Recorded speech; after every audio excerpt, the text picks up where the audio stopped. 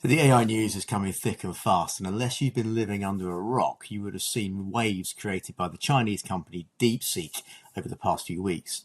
Now, not only have they come out with a model that rivals the high-profile US incumbents like, OpenAI, but it's cheap, right? So since there's been a lot of debate since then, about their setup costs and their training costs and what they said and what they meant by what they said. And then obviously the headline makers, they just portrayed it however they wanted, as, the media tends to do. So these headline numbers are hotly contested, but there is no denying that the running costs of their model are significantly lower than what the industry had become accustomed to. So the American tech companies, they were worried. The stock markets around the world were spooked. There was a big hit, albeit quite a temporary one, on the stock markets as the tech sell-off was sparked.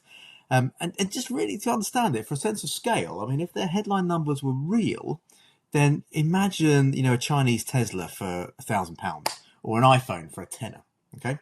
Well, so let's put the hype to one side. There is some real disruption here, and this disruption is rooted in a few very simple things. Number one, it's cheap to run. Number two, it's open source. Now, don't confuse the app that's in the App Store and was number one. It may still be number one, actually, for a period, and the model itself. Okay, the app is run by a Chinese company from Chinese servers. They're very open about what they're doing with your data. It's all in their terms and conditions, so be very careful that you're happy with what you're signing up to. But the model itself is available for anyone to run. It's open source. You can see what's going on there. So together, what this has done is it's democratized the technology, democratized it. So anyone really now can get involved.